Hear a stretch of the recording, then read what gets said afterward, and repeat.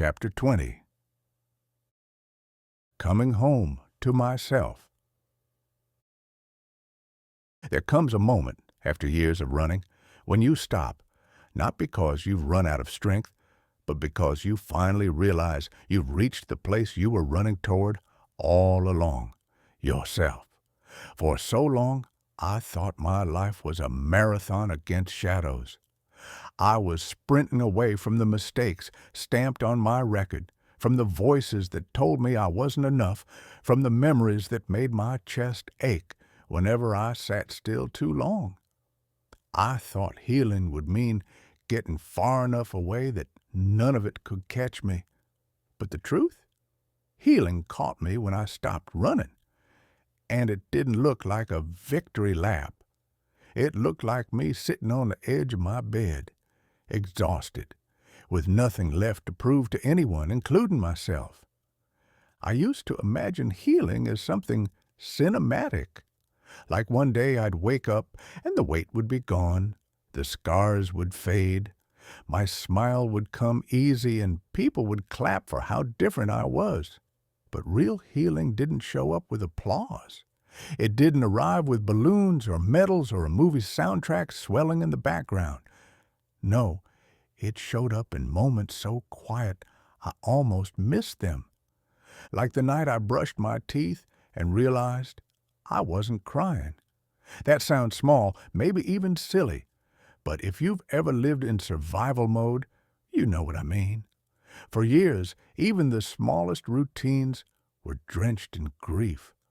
I'd stand at the sink, toothbrush in hand, and the silence would be unbearable.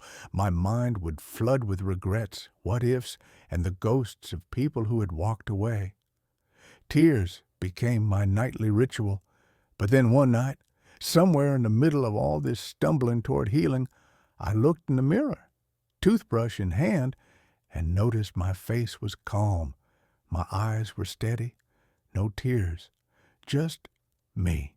Still here, still standing. That was healing. It wasn't glamorous. It wasn't something I could post about online to get likes. But in that moment, I knew I was coming home to myself. Home, I've learned, isn't a building. It's not 4 walls or a zip code. It's not an address you can plug into GPS. Home is the moment your soul stops begging to be somewhere else. It's when you can sit with yourself in silence and not feel like you need to escape. It's when you realize your own company no longer feels like punishment, but like peace. That shift doesn't happen overnight. It sneaks in like morning light under the blinds, soft, almost unnoticeable, until suddenly the whole room is bright.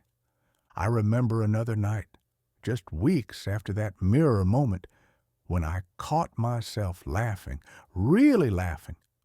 Not the polite chuckle you give so people don't ask if you're okay. Not the nervous laugh that hides your discomfort. A real belly-deep laugh that surprised even me. I was sitting on a couch, joking with someone who had become a safe presence in my life. And for the first time in years, I felt my chest loosen. The sound didn't feel forced. It didn't feel like a mask. It felt like it belonged to me. That laugh was a declaration. I was alive, not just surviving, alive. That's when it hit me. Healing isn't about reaching some perfect, pain-free version of yourself. It's about collecting these small, ordinary miracles. Until they outweigh the pain, it's about noticing that you made it through a day without spiraling. It's about deleting a number you should have deleted years ago. It's about choosing water over a bottle. It's about texting a friend, "I'm struggling," instead of disappearing. Healing is a mosaic made of these tiny, unglamorous victories. Alone, they don't look like much, but together, they form the picture of someone who refused to give up. And maybe that's the real homecoming, not the dramatic before and after, but the steady realization that you no longer need to abandon yourself to keep moving forward. For years, I treated myself like a project. I thought if I just worked hard enough, proved myself enough, sacrificed enough, I'd finally be worthy of peace. I believed I had to earn belonging by fixing every flaw and erasing every mistake. But you can't fix your way into wholeness. You can only love yourself there. That's the part I missed for so long. People don't need to be fixed. They need to be understood. They need to be held. They need to be seen, especially by themselves. So I began the long process of seeing myself, really seeing myself, the boy who thought he had to be invisible to stay safe, the teenager who carried too much too soon, the addict who used destruction as a shield, the broken man who sat in silence, hoping someone would notice his pain without him having to say it out loud. For years, I had hated those versions of me. I had punished them, buried them, pretended they never existed. But healing meant opening the door to all of them and saying, "You're still part of me, and I'm not ashamed anymore." That's what coming home feels like. No longer locking out the versions of yourself that hurt to look at. It's gathering them all into one room, sitting at the table and realizing you can love them now. You don't have to be at war with yourself anymore. But let me be honest, this wasn't easy. In fact, it felt almost unnatural at first. After years of rehearsing shame, it was hard to believe I deserved gentleness. After years of living in survival, it was hard to trust peace when it came. Peace felt suspicious. It felt temporary, like the quiet before a storm. I kept waiting for the other shoe to drop.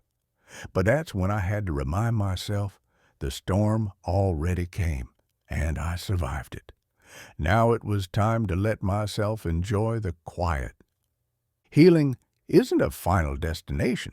It's not about arriving at a perfect version of yourself where everything makes sense. It's about deciding day after day to stay with yourself no matter how messy it gets. It's about being your own witness, your own safe place. And the more I practiced that, the more I realized that home wasn't somewhere I had to find. It was someone I had to become. I had spent years chasing external validation, jobs, relationships, applause, second chances. I thought if someone else said, "You belong," then maybe I'd believe it. But the semifinal step of healing came when I finally stopped outsourcing my worth, when I stopped asking other people if I was enough and started declaring it to myself. That was the day I stopped being a guest in my own life. And here's the thing I need you to know. If you're reading this, you can reach that place too. You don't have to wait for the world to hand you an invitation. You don't have to wait until you've cleaned up every mistake or erased every scar. You can come home to yourself right now exactly as you are, because home isn't perfection, it's presence. And presence is available to you in this very breath. So this is where part one ends. The doorway. The moment of stillness where you realize the running is over, the masks can fall, and the person you've been avoiding is the very one you've been searching for. Coming home is not the end of your story. It's the beginning of finally telling it truthfully. The first few weeks of coming home were the hardest, not because something terrible happened, but because nothing did. No chaos, no constant drama, no emergency to solve or person to rescue, just silence, just me. And if you've ever lived your life on edge, always braced for the next storm, you know how unnerving peace can feel. I'd sit in my apartment at night, and the quiet felt louder than any argument I'd ever had. My body didn't know how to relax. My shoulders stayed tense. My chest stayed tight. My mind kept scanning the room for something to fix, someone to call, some crisis I must have missed. It's a strange thing. When your nervous system has been trained by trauma, you start to think calm is suspicious and safety feels like a trick. One night, I caught myself pacing the living room, restless, tempted to pick up the phone and call someone I knew wasn't good for me. Not because I missed them, but because I missed the noise. I missed the distraction. I missed the feeling of being needed, even if it cost me everything. That's when it hit me. Peace wasn't boring. Peace was raw. It forced me to face myself without filters, without drama. There was nothing to hide behind. It was just me and the mirror. And sometimes that was scarier than any fight. So I did something that felt awkward at first. I sat down, grabbed a notebook, and wrote the truth of the moment. I am here. It's 10:07 p.m. I feel restless. I want to run, but I'm not going to. That became my ritual. Whenever the silence threatened to swallow me, I wrote myself into it. Not goals, not plans, not polished journal entries, just raw, unfiltered presence. I feel lonely. I feel scared. I feel like calling them back. I won't. I'm still here. And slowly, those words became anchors. Every page was proof that I could stay. Proof that I didn't need chaos to feel alive. Proof that my own company was enough. But staying wasn't just about resisting bad habits. It was about building new ones. I started waking up earlier, not because I became a morning person overnight, but because I craved a rhythm that wasn't controlled by anyone else's chaos. I made coffee. I sat by the window. Sometimes I prayed. Sometimes I just breathed. Sometimes I just sat there, staring at the street, reminding myself that ordinary was not a punishment. It was a gift. There's something profoundly healing about routine when you've lived most of your life in crisis mode. For years, my days were dictated by survival. What bill was due, what relationship was falling apart, what craving was screaming the loudest. But now, I was learning the holiness of small, steady practices. A walk in the morning sun, a journal entry at night, cooking a meal for myself instead of grabbing fast food. They weren't dramatic changes, but they were sacred because they were mine. Yet even as I was building these rhythms, the old voices didn't go away. They whispered every chance they got. You're boring now. You're wasting time. You're not doing enough. No one cares if you change. And for a while, I believed them. I thought maybe healing had made me invisible. Maybe people loved me better when I was broken, loud, dramatic, desperate. Maybe my pain was the only thing that made me worth noticing. But then, one afternoon, something shifted. I was walking home from work, sun on my face, listening to the sounds of traffic, and out of nowhere, I realized I wasn't thinking about survival. I wasn't replaying old mistakes. I wasn't calculating how to fix the past. I was just walking, breathing, present, alive, and in that moment, I felt something I hadn't felt in years. Joy. Not the kind that comes from achievement or approval, just the joy of existing, the joy of knowing I was still here. That's when I understood.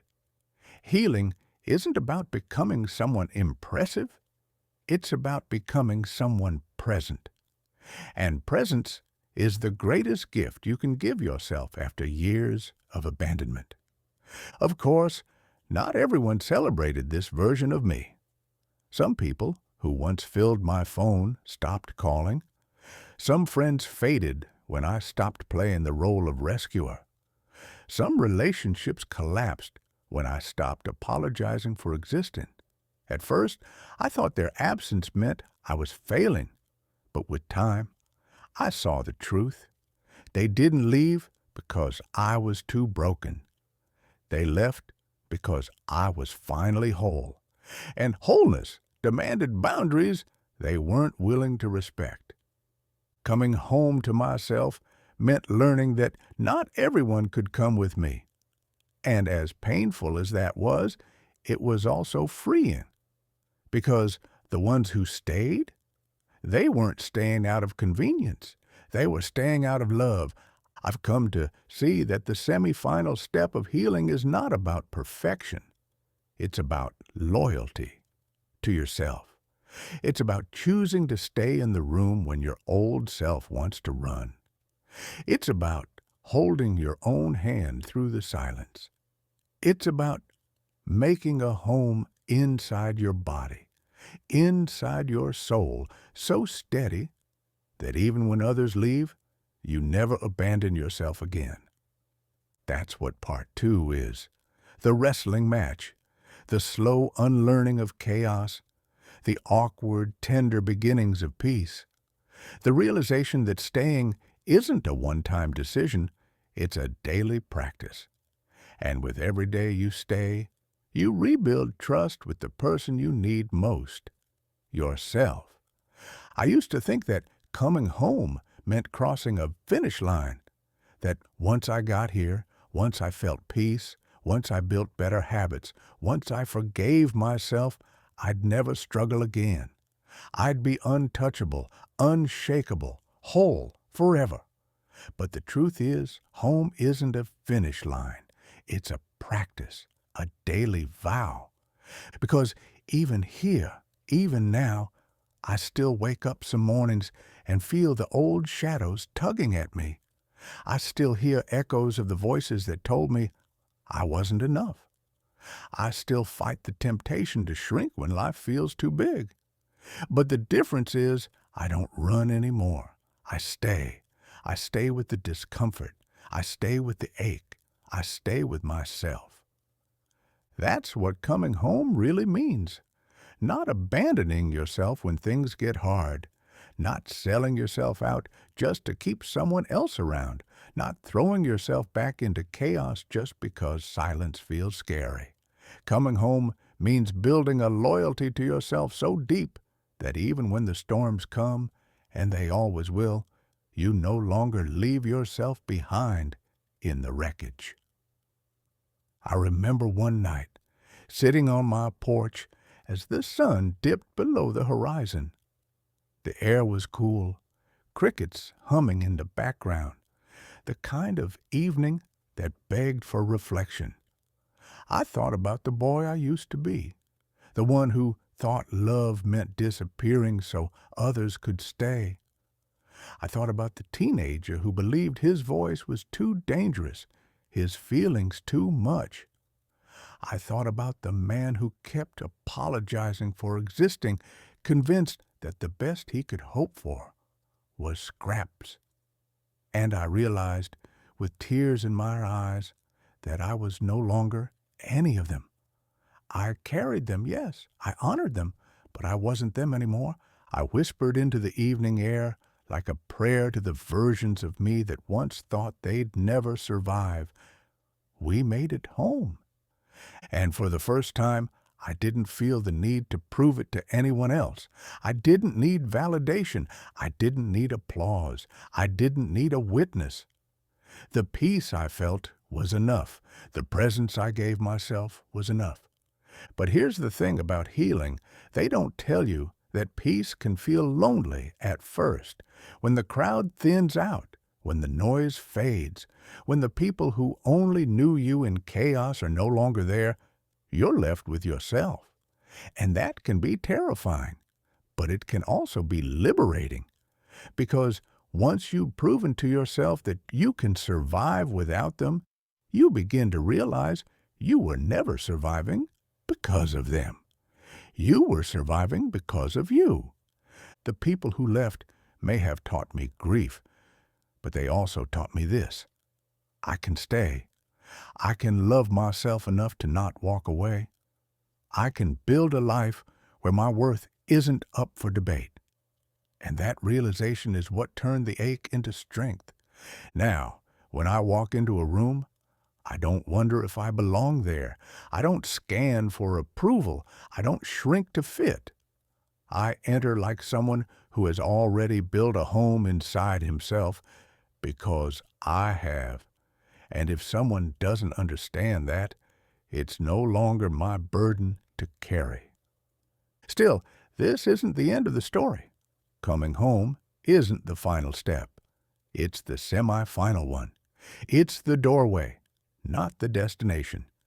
Because now that I've come home to myself, the real question becomes, what will I build here? What will I do with this foundation of self-trust, this newfound presence, this inner safety I never had before? The answer isn't simple. It's not a neat bow or a perfect promise. It's a cliffhanger, because I don't fully know yet. And maybe that's the point. Healing was never about arriving at certainty. It was about learning to stay long enough to find out. As I close this chapter, I feel the weight of all the ones before it, the survival, the abandonment, the grief, the resilience. Every chapter was leading me here, not to perfection, but to presence, not to applause, but to authenticity, not to someone else's approval, but to my own. This is the semi-final step, the return, the coming home, the place where I finally stopped running and realized I was the home I'd been searching for all along. And as I sit here, pen in hand, writing these words, I can feel it, that something bigger is coming. The story isn't done. The final step is waiting. And for the first time in my life, I'm not afraid of what comes next.